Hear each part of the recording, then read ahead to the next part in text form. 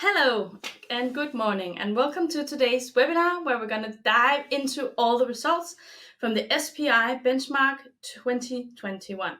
So, what we're going to look at today is how did the consultancy industry actually perform in 2020?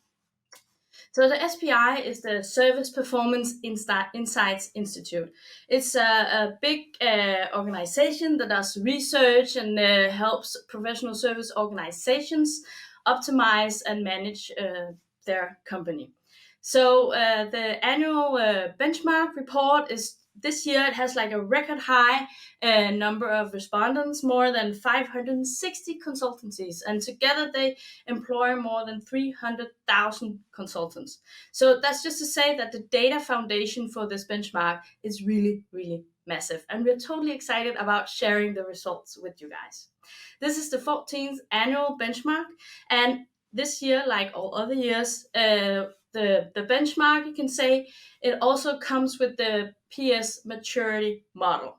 This is something that we're going to return to later on today in this webinar, because it's like a strategic planning and management framework when you want to optimize your company and you want to be more competitive, even in terms of crisis, or when you're looking for growth, or when you're just looking to outsmart your competitors. Today, my name is Sophie, and I'm the CMO here at TimeLock. And with me today, I have Per-Henrik, who is the CEO. And he's the guy who's going to guide us through the next 20 minutes, half an hour. When we look at first the three key trends to look out for, when we look at what really separates top from bottom based on last year results and the whole weird year of COVID-19.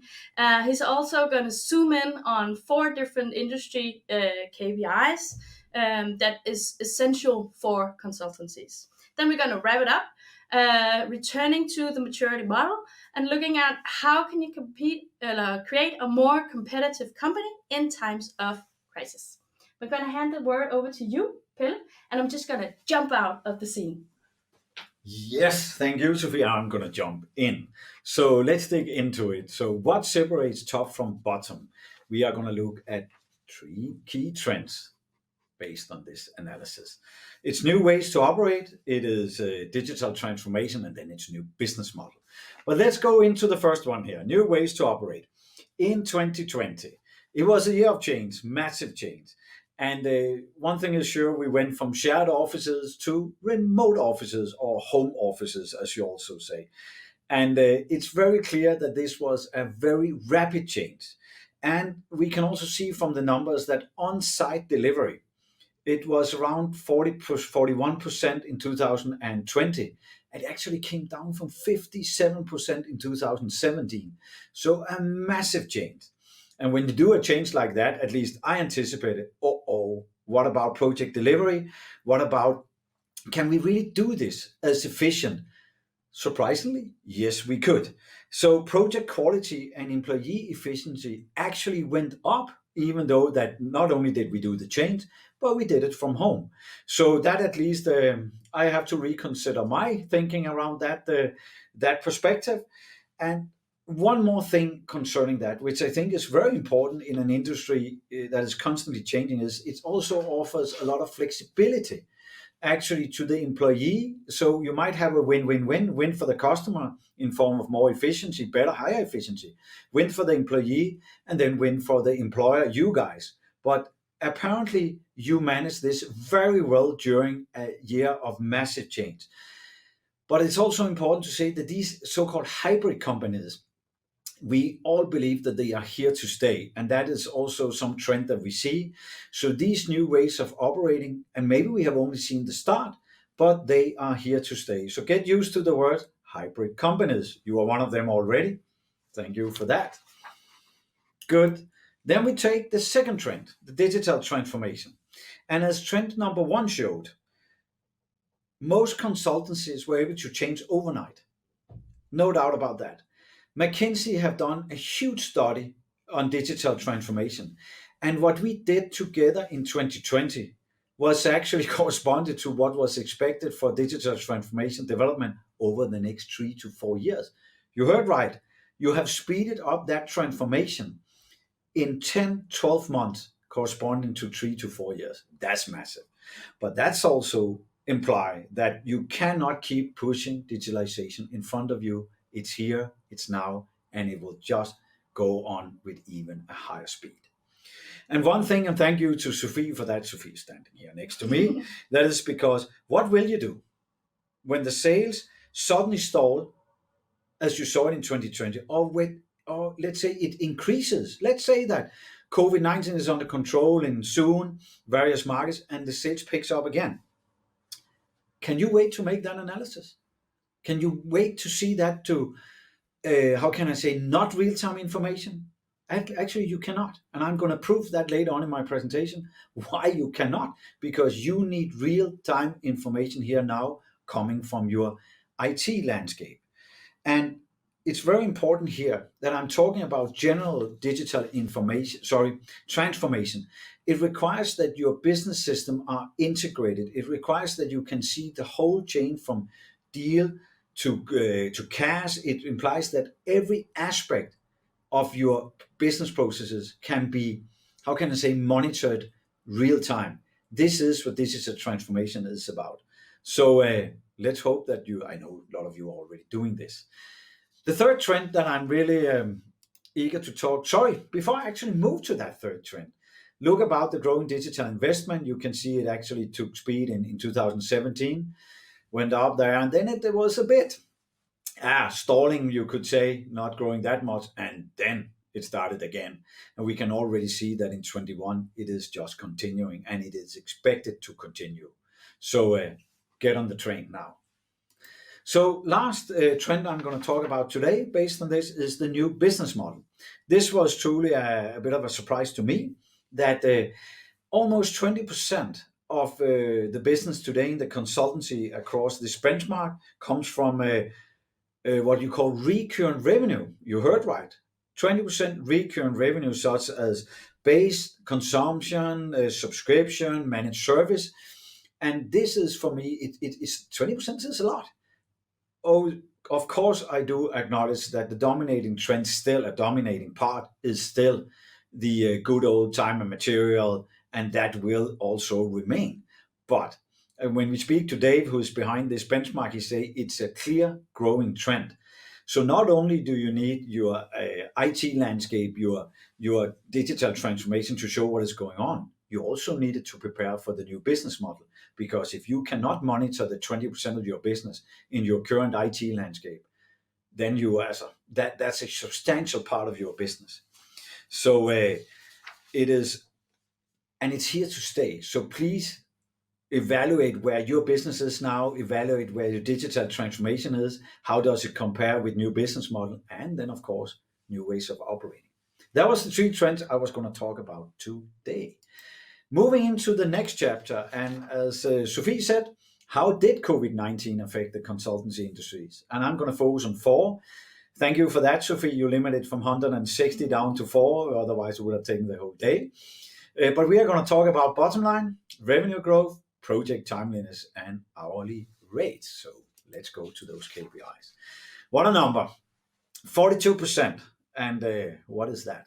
That is actually the difference between the most mature companies' EBITDA, bottom line, and the least mature companies. There's a difference of 42.1%. Let me show you how I got to 42%. If you look at this, it's 32% on the most optimized or most mature companies compared to minus 10.1 in the least mature companies. And then you could say, wow, that's a huge difference. It is, because the fact is that the least mature companies actually dropped 14% points in 2020 on the EBITDA margin. And that, while the upper part or the right part of this, you can see here, actually kept their level. And if you have a look on the 5-year trend, look at that. That's an amazing performance by you guys. You managed to increase the bottom line compared to 2019. That's amazing in such a year of change. But again, remember, the least mature was simply not prepared. And then you could argue, but that was because the revenue growth went down. Not necessarily. It was actually because they were not capable of reacting fast enough and get strong insights to see where they should react. And let me prove that statement here. Revenue growth, look at that. Look, actually, let's start this time on the 5-year trend down in the right corner. It's actually on par with 2017, 2016. We are doing quite okay. Of course, a drop compared to 19. But maybe the most important thing is that the most mature markets, they actually managed quite well compared to previous years. And even the least mature part also managed quite well, but they did not on the bottom line. Remember that, because they were not prepared. So revenue we did, revenue growth, fantastic. Bottom line, that was a hard one for the least mature. Then talk a bit about the project timeliness. Here it's very important to begin to look at the trend for the last 5 years. I didn't expect that. Seriously, look at that. It's all-time high. It's on par with 2017. Amazing. So maybe we are actually capable of doing change management much better than we think. But the most important part here to the takeaway from this is look at the difference between least mature and the most mature companies we are dealing with here. There is almost, it's a factor 2, double up. Let's realize it. So that's what project timeliness is doing to us. But it can be done remotely. So that's where we are heading, no doubt about that. Cool. Important thing, realize hourly rate. And this is really, now you realize hourly rate, I mean, it's also you include utility, non-billable hours, etc., etc. And look again at the 5-year trend. Let me start there. It has actually managed for the industry to keep it around the 84, 85, 86. Amazing. But if we again look here, look at what happened to the least mature. And I think it's a factor 6 compared, because you might have to do rework, you do not follow processes, you do not have the tools, you cannot see where you react upon. So is there a business case in looking at maturity, in getting the digital transformation ongoing for a consultancy company? The answer is big time. Yes, there is. Good. With that, I'm actually going to drop out again, and then Sophie will drop in. Yes, this is awesome, jumping in and out. Let's just give Pille a chance to breathe again after that very good and detailed look into the KPIs. And I'm just here to shortly remind you that everybody who signed up for the webinar already received the SPI benchmark, as well as the executive summary that TimeLock publishes every year.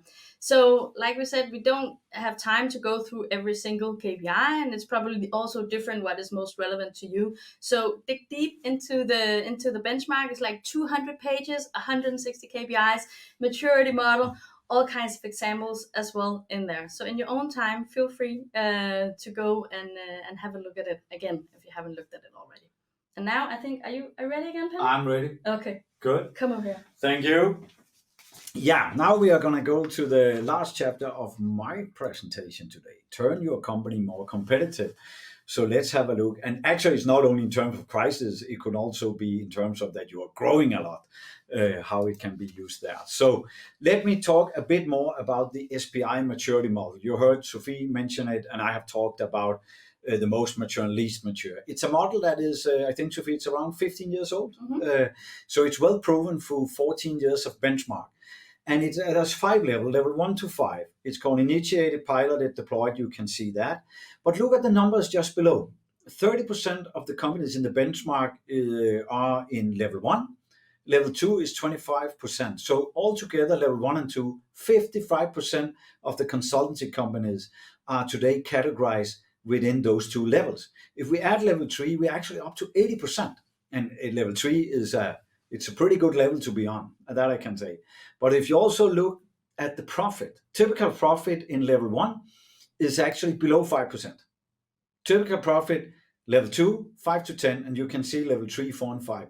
So honestly, if you can move yourself from maturity level 1 to 3, you might be able to quadruple your profit. That, I think, is a very good business case. And this is where the trend can be used, which I talked about, the digital transformation, new ways of operating, and new business model. Take that as part of maturity also, combined with some other things, the characteristica for each of these levels. Let me actually come into that so you can see what do we mean with this. So The 5 levels of maturity you can see here, it's processes and transparency, and it's the technology which we have chosen to focus upon in this webinar. There's a lot more in the 200 pages, but you can have a look at that later. So let's look at level 1, initiated. This is what I call the hero's time. It's where you have ad hoc and inconsistent processes. I still recognize that also in TimeLog from time to time, but we have eliminated a bit more now. Very limited financial insights and control. And look at the technology, spreadsheets, we know it, Google Sheet, Excel, copy from last year to this year with all the errors and formulas. But still, as I say, heroes jump in, solve things. Wow, it looks good, but it's actually not profitable. We have seen that up in the EBITDA. What happens when something changes in the market? How capable are you of reacting fast? Looking into number 2, several repeatable processes. You start running. Yeah, it goes on. You recognize things. You improve. But there's still a lack of visibility on project finance. Technology, yeah, basic digitalization, standalone system. Nothing is integrated, but it's standalone. Moving to level 3, widely implemented processes. Now you start using them. You can use processes from quote to cash. You improve every time. You have the visibility of project finance. Technology, you have a PSA solution that handles digitalization, automation, resource management, etc., etc. Level 4, level 5, I'm not going to go deeper into today, but it's very important that looking at this, and I think different parts of your company can be in different levels. That's also interesting. That at some point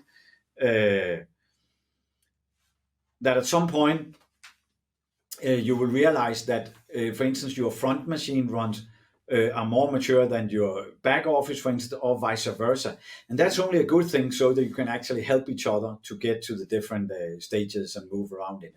But I think from 14 years of benchmark, it's clear there is a business case in working in yourself into this maturity. So we have picked 8 KPIs out of the 160. Yeah, you heard right.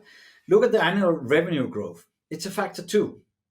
That's pretty impressive. We double the growth here. EBITDA we have talked a lot about. Realized hourly rate we have all factor 6. Annual employee growth. That's an interesting one. We haven't talked so much about that, but it's a factor 4.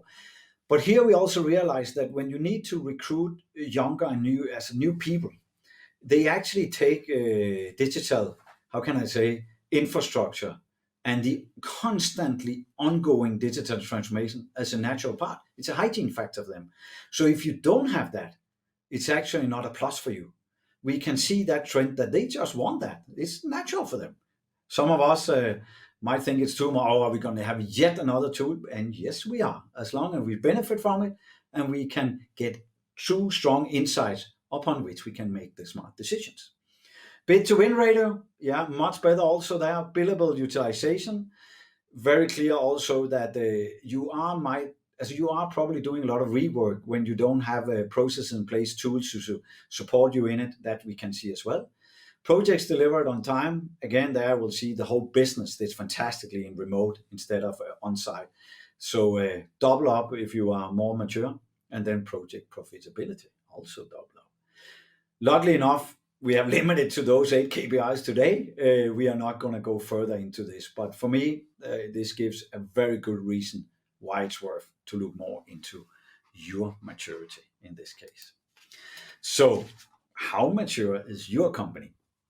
And please don't book your analysis now. You can do it after the webinar.